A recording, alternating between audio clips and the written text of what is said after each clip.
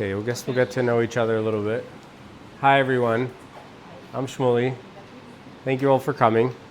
Might have mixed everyone up with the time, so give us a little time to get to know each other on a more intimate level, and then when more people come, we'll start the proper workshop. So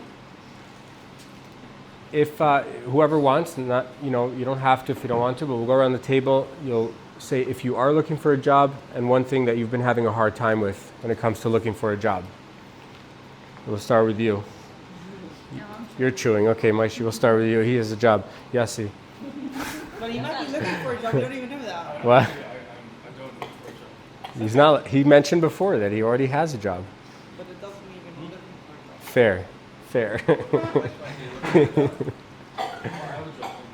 but I didn't. Yeah, No. I was saying that. Probably both. I could tell you when I was looking for a job, some of the problems that I had. Yeah, please do.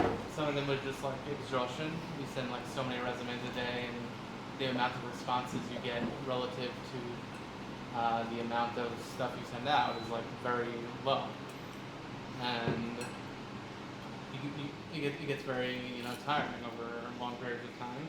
Yeah. Also seems that like when you go interviewing for places that they're not looking for a person that always fits the criteria that they're actually posting about the job. They're looking for the person that fits their exact box of what they want. Yeah. Yeah. Would you remember the percentages, like approximate percentages of how many jobs you were sending, how many applications you were sending out versus how much response you were getting? Probably to like, I don't know, 40 different places and getting a response from like one. Sounds about right. And I think in total it was like a couple hundred, and I ended up having like 7 interviews. And Yeah. No, that makes sense. Like that's what I hear from everybody. That's been my experience also. Yeah, let's go down the line. Go ahead. I'm not looking for a job currently. Yeah. It is like a tough market. Yeah. Yeah. What are I'm some an things iOS that? developer. I'm sorry. I'm an iOS developer. Oh, cool. Still that. So what are you doing now? Working on my own thing. Nice. Yeah. I don't know, maybe in a few months I'll start working again. So. Gotcha. Okay. We're just doing like a soft intro because we may have messed up with the times. So just a little bit, like if you are looking for a job, like what you've been running into, like what kind of issues you've been running into with your job search. I wouldn't say issues. Up until now, I've been working on augmented reality and security. Now I'm interested more. I've done that more global. Interested in the Israeli market. Gotcha. So you've been working for people overseas. I've been working for myself overseas. Gotcha. Now looking to see what's going. Nice. Okay. How about you? I'm starting looking for a new job. Like I'm working now, but I think why I'm only starting now is because I don't. And what is difficult is to know like what I want to do next, which kind of work. So you're trying to figure out what you want to do. Yeah. It's a valid, yeah. I don't claim to know anything about that, by the way. Oh, that's fine. Yeah. I do though. Yeah, me too. Okay. That's good. I don't like claiming to know something about something if I don't know about it, because then I'm just saying something that sounds good instead of something that I know will work, you know? How about you, Zep? Taking advice in this question, but it's good to know. Like, Yeah, I'm what sure we could talk about it. I just don't want Yeah. to claim that I'm telling you like something that I've done that works, Yeah. you know? How about you? I just started looking over last week, so I don't necessarily have to run into any issues yet. But until this point, I've been working for American companies, so this would be my first time trying to get into the Israeli scene. I've been here for 7 years, but I've always worked for an American company. So, Gotcha. it's a Yeah. good start. Yeah. He's my neighbor. How about you? I'm working, but I'm passively Okay. I would want to like leave when I can. What are you worried about the job market? What are you trying to learn? I felt like I'll for sure learn something new and like I could for sure like get something from this. Sure. What industry are you in? I'm a software developer. Cool. I mean, like, it's always like, I think, I mean, I don't want to take your job. Take. But I'm saying as a general, like, especially people who are looking for jobs, and I am, it's good to know what other people are looking for because you can look outside of people. In the past, like, most of the jobs I've ever had were through people that I knew, not actually through job boards. That's a statistic, by the way. That's 80% and only 20% of jobs are gotten through job boards. How about you? I recently left my job, but I'm not really looking. I'm like vacation, but I figured why not come? I'm here. Okay, I have a question for you. What issues have you been hearing from other people when it comes to job searching? I think getting interviews, like I know my field's a little different. What's your field? Architecture and interior design. Cool. So it is a little bit different than like most, and like before I left, I was afraid to not have anything, so I was interviewing. And like my experience was that, thank God, like I didn't send out to too many places because I really didn't know what I wanted to do. I'd say like I sent out to 8 places and 5 people got back to me. But then I was like, I don't want to work, so yeah. But I think mainly getting interviews. Yeah. Like Yossi was saying, it's probably the thing I hear people complaining about the most. And then when you see ads for like AI applying software that like will apply to 1,000 jobs for you, you get hopeful, and you don't realize it doesn't solve the problem whatsoever. Not in Israel, maybe in the States. How about you? Okay. About me, I'm looking for a job since last week. I did Sorry to this hear. process like 6 months ago. Got a couple of interviews and stuff, but main issue is I don't know how to transfer my experience to the Israeli market. What is your experience? I used to have like an own company in my hometown, like a wholesale, but it is different. I never worked for like Monday or CRM or something like that. It's like transitioning from being a 10-year boss to a rookie in Israel is hard. That's tough. Yeah. Okay, I have some good advice for you. Yeah, it's kind of simpler than you think it is, right? And this is going to sound stupid, but it actually does work. Like you use AI for this, right? Okay. Like I'm a big fan of AI when it comes to job seeking. Just don't let it do the job for you. Like don't let AI write your CV for you, but let AI help you critique your CV. Don't let AI apply for you, but use it to help you figure out where to apply to or how to apply. So with your past experience, you have a lot of expertise. You just don't, like you said, you don't know how to transfer it. You don't know what to name it. You probably also get confused when you look at a certain position. You're like, I do have all the expertise for this, but I also have a lot more, and I might be missing a few things for this thing, right? Does that happen? I just want to land a job. Yeah, and it's I a understand problem. what you're saying. Yeah. So what you do is you use AI, you use ChatGPT, and you list your past experiences with all your responsibilities, all your accomplishments, the same way you would do if you were writing a CV. You put your CV into it, and you ask it which jobs, like to give you a list of different job types that you would qualify for, and you cross-reference that. You check to see if that's accurate. You look at certain one of those jobs, and you pick a few types that you would be interested in doing. You know, you write your CV, your new CVs, and you start sending out applications. It's a simpler thing than you think it is. It's overwhelming. You need a job today, and you end up doing something that you're way overqualified for, and you feel miserable. I understand. How about you? I'm similar. I have a job, but I am just casually looking for Nice. the next opportunity. So, Okay. Anything specific you're trying to learn?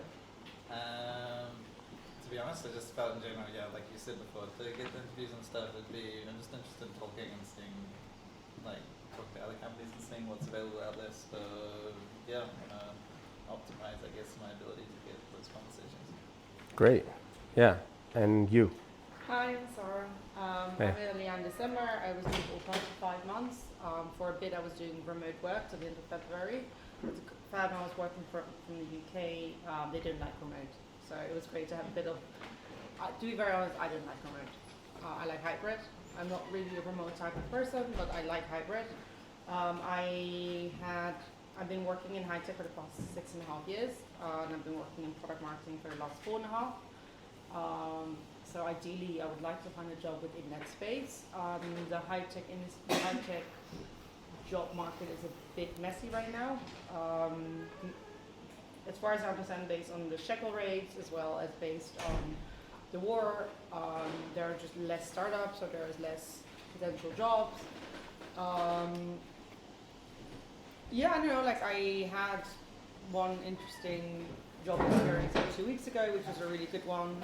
But yeah, again, landing those conversations is a complex one. Listen, I've done this before. Like I moved to the UK by myself, and I had to find a job. And so there's a feeling of stress and a feeling of keeping motivated to do the work. But at the same time, I also know it's going to be okay.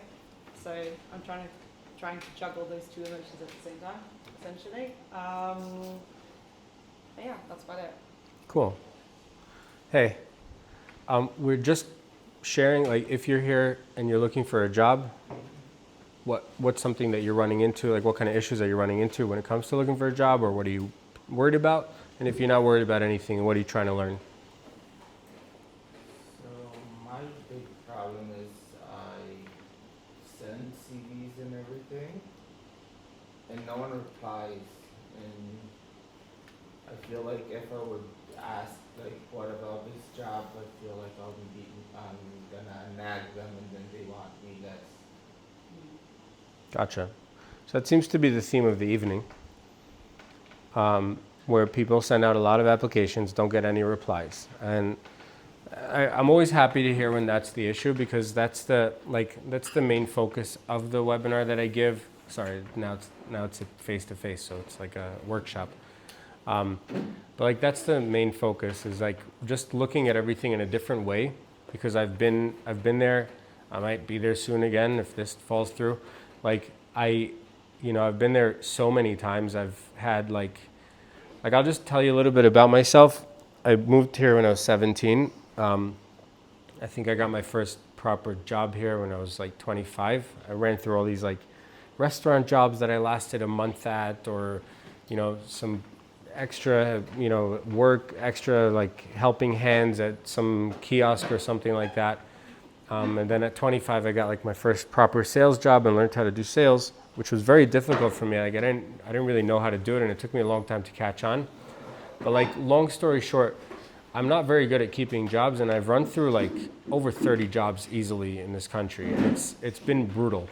So I'm all too familiar with that, like that phone call or that shimua or that email, and then starting to look for a job again, updating my CV and just starting the whole thing again. And I'm way too familiar with that.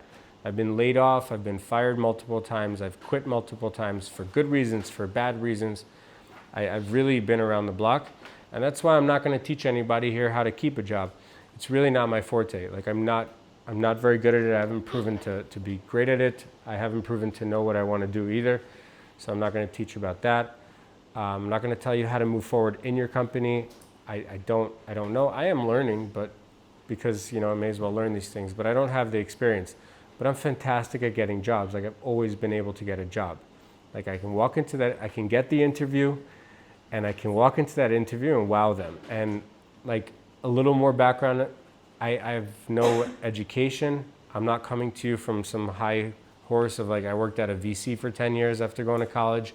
I failed high school. I never even tried to like make it up afterwards. I haven't been to college. I haven't taken any courses really, not many. And I haven't worked at any fancy firms, but I've gotten most jobs that I interviewed for, and I've gotten a lot of interviews. And the reason is because I compared them to sales. Like I've been a salesman for 8 years now. I have good sales experience. I'm skilled. I'm creative. I've done some crazy things to get meetings with people. And I just do the same thing with job seeking. And I treat it all like a sales process. And it gets down to the nitty gritty. Like most people, when they look for jobs, they're not salespeople. They're developers. And like they really don't have to talk to people at work. Like they really, I'm not saying you have no social skills. I'm just saying that you could have no social skills.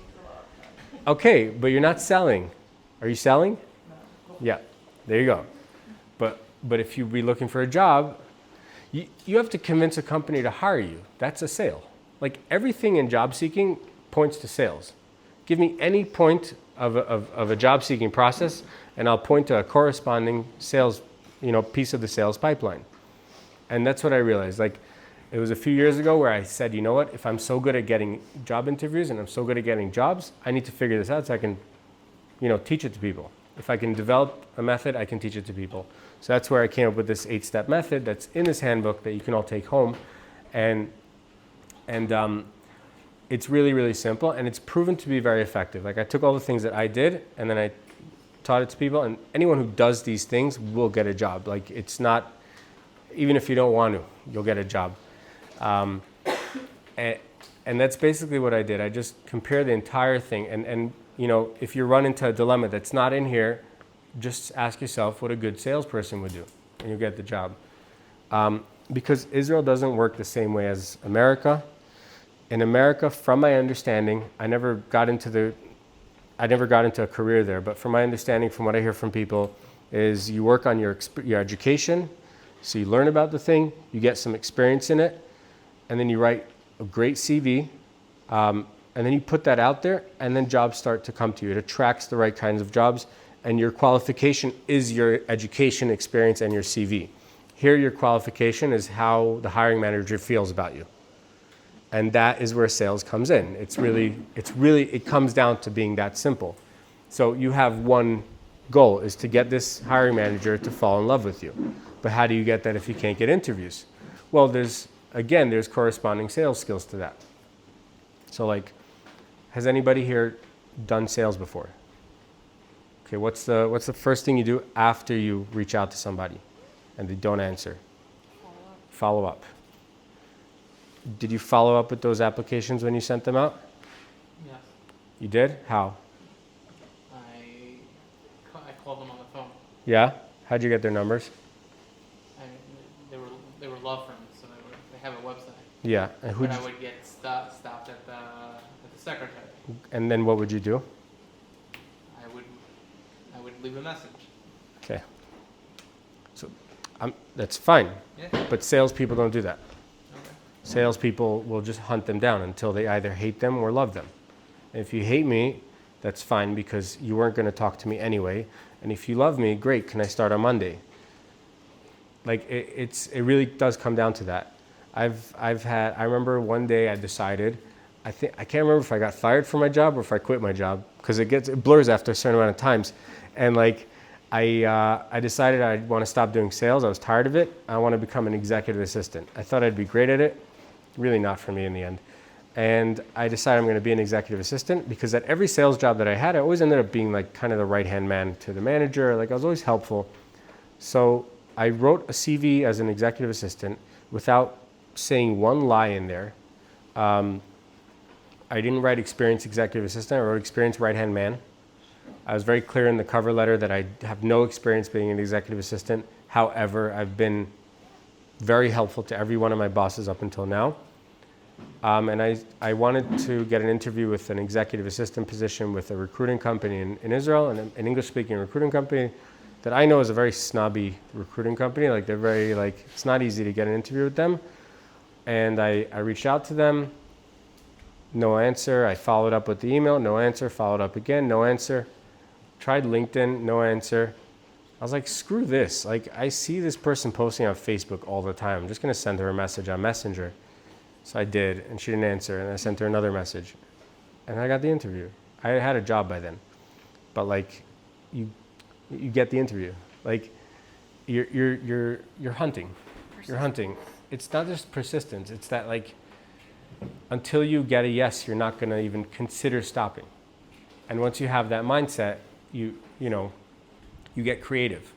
Like I could tell you some of the things I did during sales, like with sales calls. I remember I wanted to get a meeting with someone who worked at a bank in America. It was this woman, I don't know, I picked her and I decided I'm gonna, like I consider this process the same as when you were in school. If you were a bully or if you got bullied, like the bully would just pick someone at the beginning of the year and then just bother them the entire year. Like that's kind of what you do. You pick a few prospects and you're like, I'm gonna just bully this person until they get back to me. So I picked this woman and I said, I'm just gonna, you know, until I get a meeting with her, I'm not gonna stop bothering her. She had an interesting name. She was Asian and she had an interesting name that I'd never heard of before. So I Googled the name, couldn't find it on any name list. And I was like, okay, that's gonna be my point. That's gonna be my talking point. So I sent her messages on LinkedIn saying, I'm intrigued by your name, can we talk? And she ignored them. So I got her email address, I sent her email after email saying, I'm intrigued by your name, can we talk? She ignored those. I got her phone number, would leave her voicemail saying, I'm intrigued by your name. Like literally every day, just leave her another voicemail saying, I'm intrigued by your name. Eventually I got this software called Vidyard where you can you can take a little video and it'll post a link in your email where you can choose the thumbnail. So whoever opens the email will see what you show them. I got a little whiteboard, wrote on it, I'm intrigued by your name, posted that as a thumbnail in the email, and we got the meeting. It was, I mean, I must have reached out to her 15, 20 times. Like, that's how you get a job in Israel. That's how you get a job in Israel. So when you send out all these applications, when you see AI Apply talk about sending out hundreds of applications, here's what actually happens. When you send, if you had an AI send out 100 applications for you tomorrow, here's what would actually happen. You get a phone call within the next few days from a hiring manager at Mobileye, and you have no clue who they are. You have no clue what job they're referring to, and you'll act very confused. Like I had a call with someone today because I'm recruiting for a position. I called with someone today. They did the right thing. They said, I can't talk right now. Can we talk tomorrow? Which is exactly what you're supposed to do if you're confused. Like, don't take the call. I've taken those calls. It's so bad. Say, like, I'm just driving right now. Can we talk tomorrow? You take this call, and you have no clue who you're talking to, but you're trying to make believe you do. So you're, like, fumbling the ball this entire conversation, and you just... They already know. They know what's going on. They made 50 of these calls today. They know what's going on. And you are just trying to like make up for yourself kind of during the conversation. If you apply to 2 jobs a day, you know everything there is to know about those jobs. And when they call you, you don't even have to go to the place of like, can I call you back tomorrow? It's like you are so familiar with this. And it's not that many, like you think it's not a lot, but 2 applications a day compounds itself so fast. Like you have your first day, let's say you start job seeking on Sunday and you send out 2 applications, you're right, your workload for that day is about 12 to 15 minutes. You do 7 minutes of research before you send out your application. 12 to 15 minutes. The next day, another 12 to 15 minutes. 2 days later, you have to follow up with the people from 2 days before. Maybe you have their email address. Follow-up takes a second. Chances are these days, most of it's done on a website. So follow-up takes like a good half an hour because you have to hunt them down. You have to find them on LinkedIn, find their coworkers, find their parents, their kids, just harass them in any way possible. And you have to get that information, which I'll teach you guys. There are tools out there. It's really easy. Now the workload went from 12 to 15 minutes to 45 minutes. That compounds itself. Within 2-3 weeks, you have a 5-hour workload. If you have a 5-hour workload in this fashion, you are going to, a lot of that workload is going to be interviews. It's going to be phone calls. If you have that amount of interviews with jobs that you're familiar with, you apply to jobs that you apply to that you can remember applying to, and you know a little bit about the company, you're in very, very good hands. Like you're going to be getting interviews, and we'll teach you guys how to excel at interviews as well. But it sounds like that's not the main issue here. So I'll just give some good tips. What do you say we get started? I don't know. It's like 8:09. Yeah. Does anybody have any questions? Feel free to challenge me. If you think I'm full of shit, just tell me. Like, it's fine. Like I appreciate that. You know, I'm not even kidding. Like, if you think it's not true, if you think it's not possible, people have told me that. I'd rather answer and explain why it is than have you just not agree and go home. You know. Yeah, we can start. Okay, I have a question. go for it. How do you apply in 7 minutes? Let's say you have a job offer, then you have to adjust the CV, you have to write the cover letter, tell you. I don't think you have to adjust the CV. I'm just speaking from experience. Like, you don't actually have to adjust your CV. You have to adjust your cover letter, but in my experience, short cover letters work better than long ones. So they take literally a few minutes to adjust. Like, I have a template, it's 4 sentences. You just fill out the necessary information, add any information you feel is necessary. But like, people they already have to read your whole CV. Like, I'll get to it. I'll explain to you why a long cover letter isn't as beneficial as you think. For some jobs it's necessary, but like most jobs it's just not. But that's a good question. It's a good question. Maybe not 7 minutes, maybe it takes you 10 minutes, but you don't have to adjust your CV. Because if an application would be 10 minutes, I would be doing it already now. So. It does take 10 minutes with doing research on the company. Yeah, like you don't have to adjust your CV, you just have to have like a few different CVs. Like if you're looking for one of 3 different types of positions, maybe you want a sales position, maybe you want a sales manager position. I'm going to make a lot of examples with sales because that's just my background, but like just translate that into whatever it is. And then you have another one with, a customer service position. So you make 3 CVs for each one and you just send them to whatever's the closest. Like if you find something that you want to apply to that's completely different, so then you do adjust your CV. But like otherwise, you don't tailor make your CV for everybody. These are cold leads. Like this is how you treat sales. You don't, these are cold leads. Once you warm them up, once you warm up these leads, then you get more personalized. And by the time you walk into the interview, it's almost like an audition, like an acting audition. Like you have to really know everything about it. And I'll teach you how to do that easily. Anyone else have questions? Okay. All right. We can just start going through the handbook. Okay? I'm going to read. You don't have to read along. Just kind of like, if you want to feel like taking notes, you can write inside it.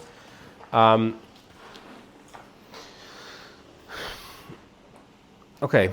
So a lot of this we kind of covered, but I'll go over it. So I don't believe in memorizing what I tell you. I don't believe in writing down and taking notes because it's like it's information that you should really be trying to understand, not trying to memorize. Like trying to internalize, not trying to memorize. Because like you've been, and when I say you, I know a lot of you are not looking for jobs, but you are trying to learn about it. It's very easy. Like imagine you were an 8-year-old child and your father knew that you had social anxiety and he set you up with a play date with a friend and he says, I'm going to set you up to go play by this kid's house. And you're a little nervous because you don't know what you're going to say to the kid because you're socially anxious, you're not so good with kids, maybe you're on the spectrum a little bit, whatever it is. And your father decides that he's going to help you out by giving you like a big book of like all these different tips for you to memorize before you go play by your friend's house. Obviously, you're going to get more overwhelmed and you're going to forget everything and you're probably going to panic and make a fool out of yourself. And it's no different when it comes to job seeking. Like we've established, your main goal is to make friends, is to make the hiring manager fall in love with you. So that's all you have to focus on. You don't have to focus on knowing so much information. Okay? Another thing is like when you're at a job interview, like it's good to be personable, but talking too much is not being personable. It's much, much better to get into a position where the hiring manager is doing the talking and you're doing the listening. If you can get there, you're golden. Absolutely golden. Why? Who said that?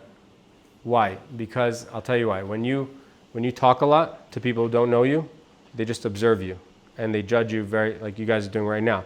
You guys are listening to me and like judging every little thing that I'm saying. If I was doing the listening and you were doing the talking, you'd be enjoying yourself and feeling a connection instead of just observing and scrutinizing every little thing I say. So you're developing a connection as opposed to just saying information. It's also, it's like a social faux pas. Like when you have coffee with somebody, you don't do most of the talking. You let them talk. Like it's not the way to make friends, but you get people, and I've had this so many times where people, are interested in a job and they talk and they're so nervous that they just talk and talk and talk. And I want to tell the person, like, relax. Like, I want to hear who you are. I don't want to hear what you have to say. Like, I'm bored. I lost track of what you're saying a long time ago. I can't remember, like, really what you're talking about. I don't know which point in your career you're on right now. I don't know what the system you're talking about is. Like, I just kind of want to get to know you. I want to feel if you're a good fit. Because the bottom line is, for the first time at this point in history, like, for the first time, social skills are valued this high when it comes to getting a job. If you're lined up with 10 software developers and you can make the hiring manager like you more than the others, even if you're less qualified, you're going to get the job. It's just how it is. If you ask me why, I don't know why. My theory is that people understand that team players today are more valuable than people who know a lot. Like, you can teach people, but you can't really teach someone who's not a team player. You can't teach someone who's not, and this is why ageism is a real problem, but none of you seem to be in that category, so we'll skip that whole part. Yeah, okay, so what is job seeking? Job seeking is sales, right? There are these common denominators, right? Sales and marketing, actually, right? Common denominator number one is you present yourself to the public, which is marketing, right? You put your CV out there, you go advertise on job platforms if you can, you put your little green hiring thing on LinkedIn, right? Not hiring, seeking. You learn to communicate in an attractive way, just like you do in sales, right? If you know everything about cars and you sell cars, but you can't speak to people, you're not selling cars. You're just knowing everything about cars. So you have to learn how to speak to people in an attractive way. You are paid based on your success. It's a commission-based job. You get paid if you succeed in getting a job. So it's a payless job, essentially. 4 is you must follow up. It's very important. 5 is you need to learn about the product you're selling. The product you're selling is not you. It's not them. It's you plus them. It's a collaboration. You're selling them a collab, right? You're telling them that me plus you equals your problem being solved. And we'll do a deeper dive on that later and how we actually present that. You need to make marketing material, which is your CV and your cover letter. You need to do outreach, which is scouring job boards and connecting with recruiters. You need to get creative, just like you would need to get when you're trying to make a sale. And you need a place to keep track of your leads, like a CRM. Like anybody who does sales understands that there's a CRM, there's a system that you keep track of all your prospects, and then the pipeline. The pipeline is like every sale starts off with like a cold lead, who's nobody, just a name with some information, and then the pipeline is you warming them up until you close them. That's the pipeline. So it's like their name, reached out, followed up again, emailed, called, pestered, harassed, got a restraining order, closed the deal, right? The list goes on, but you do get the point, right? You're not a teacher, you're not an accountant, you're not a developer, you're a sales expert right now, right? Now, how do you do that if you're not an expert? You're required to be a sales expert. There's a lot of crazy competition in this country, especially, by the way, as Olim.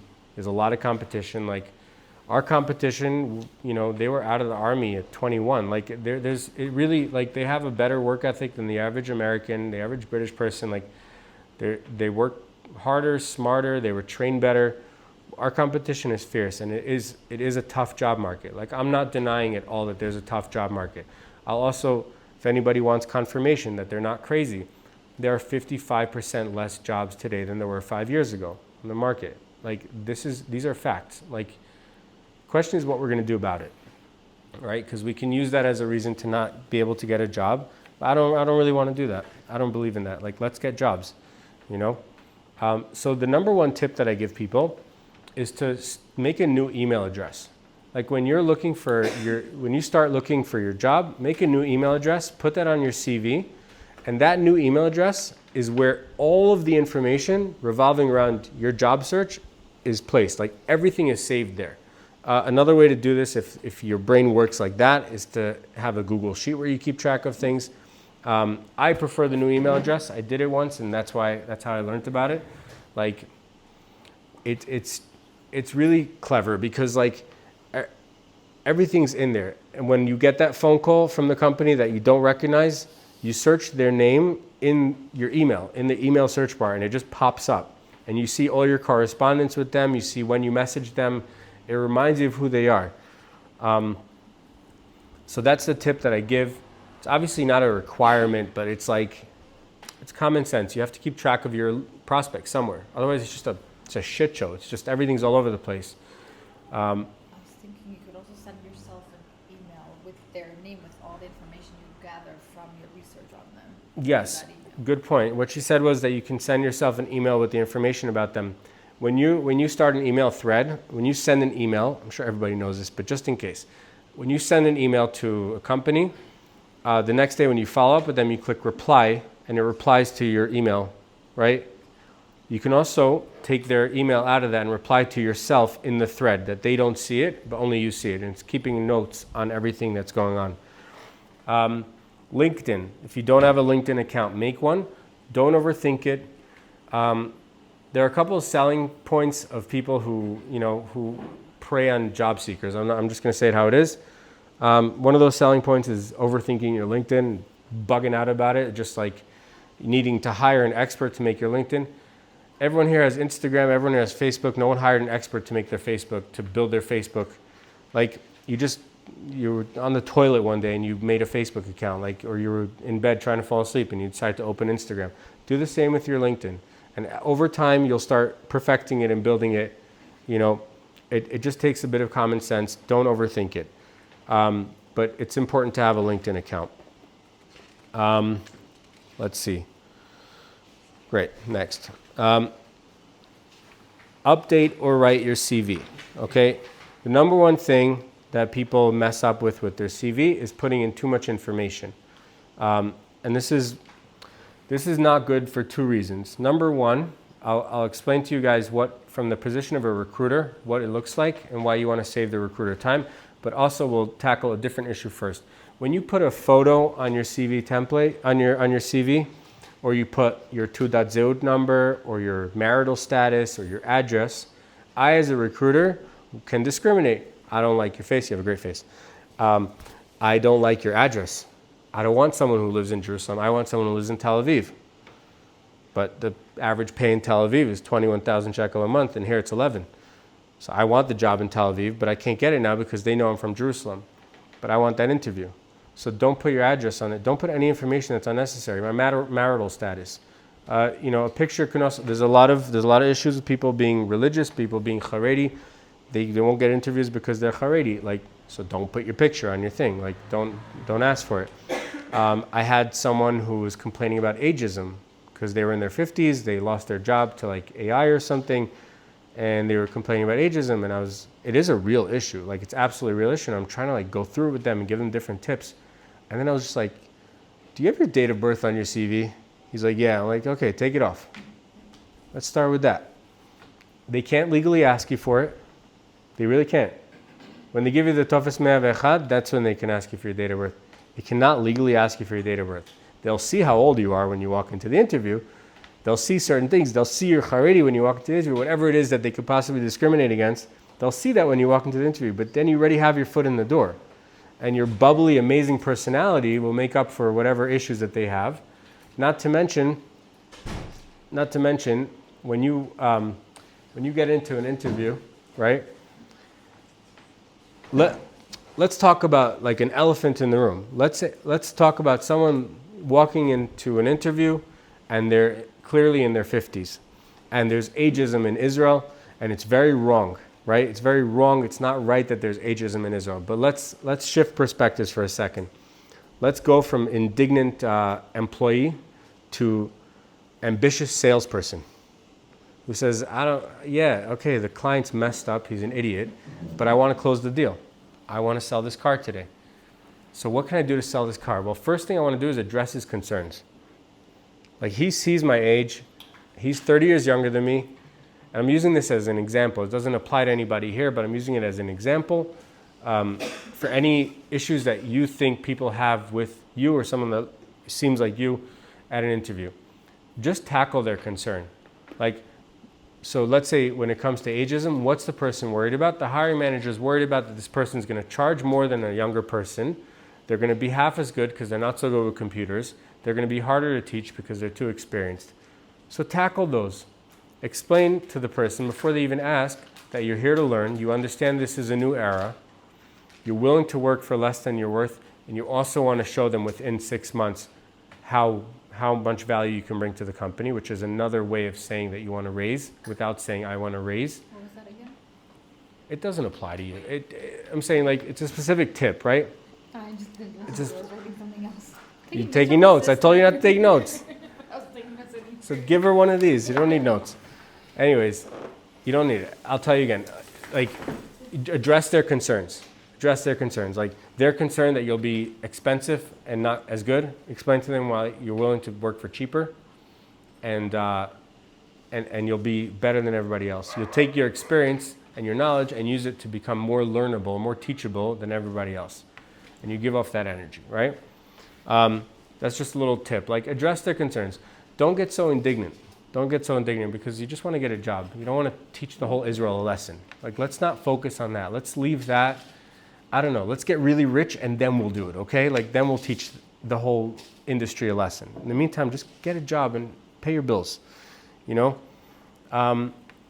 Cover letters, okay? I've heard people say that cover letters are obsolete today, that they're not necessary. Like, nothing further from the truth. Nothing further from the truth. Cover letters are very important. I mean, you wouldn't meet somebody and then just give them a hug. You'd introduce yourself first, get to know them, talk to them for a little bit, and then give them a hug, if they are okay with that, right? Cover letter is, a cover letter is that. Like, it's an introduction. It's a polite introduction. Because remember, we're in sales. We're trying to make a good impression. Impressions matter. What people think of us matters. Like, it's just how it is. It matters to us, right? So we want to use a good cover letter. Now, don't waste their time with a long cover letter. So I'll explain to you what it looks like from the point of a recruiter, right? We go through the CVs every day. We open our file on the computer, on the website, and there's like a whole bunch of new CVs. I need to look through those fast because there are potentially thousands of them, right? Now, I get someone who forgot to write a cover letter. Great.